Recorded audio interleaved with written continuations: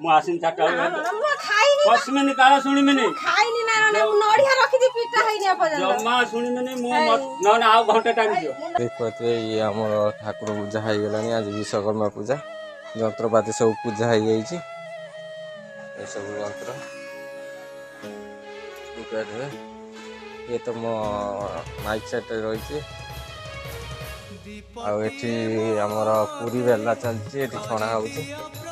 ଆମ ଜାଗା ଅପେକ୍ଷା ତ ଛୋଟ ମାନେ ଜାଗା ନାହିଁ ତ ସେଥିପାଇଁ ଛୋଟିଆ ଜାଗାରେ ଟିକେ ରୋଷେଇ ମାନେ କରାଯାଉଛି ଆଉ ଇଏ ଆମର ଏଠି ପୁରୀ ବେଲୁଛନ୍ତି।